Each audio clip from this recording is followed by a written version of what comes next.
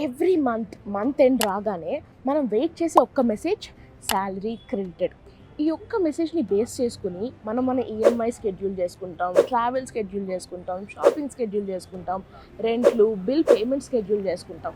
కానీ ప్రతి నెల మంత్ ఎండ్లో మాత్రమే శాలరీ పడాలి అని ఎలా ఫిక్స్ చేశారు? మంత్ మధ్యలో కూడా వేయచ్చు కదా. కానీ ఇలా ప్రతి మంత్ ఎండ్కి మాత్రమే శాలరీ పడాలి అని ఫిక్స్ చేయడానికి వెనకాల ఒక రీజన్ ఉంది. ఆ రీజన్ దొంగతనం అని చెప్తే మీరు నమ్ముతారా? Let me explain. 1949 జనవరి 10 ముంబైలోని సెంట్రల్ బ్యాంక్లో దొంగలు పడ్డారు. వ్యాన్లో ఉన్న క్యాష్ అంతా దోచుకుని వెళ్ళిపోయారు. అసలు దొంగలకి ఆ రోజు మాత్రమే వ్యాన్లో అంత క్యాష్ ఉంటుందని ఎలా తెలిసింది? ఎందుకంటే దొంగలు ఒక ప్యాటర్న్ నోటీస్ చేశారు కాబట్టి.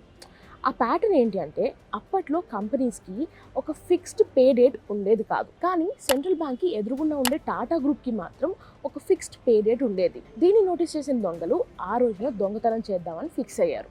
ఆ రోజున టాటా గ్రూప్కి వెళ్లాల్సిన శాలరీ వ్యాన్లో సర్దుతుండగా దొంగలు వచ్చి మొత్తం దోచుకుని వెళ్ళిపోయారు. ఈ కేస్ డేటాని ఎనలైజ్ చేయడానికి బాగా యూజ్ అయింది.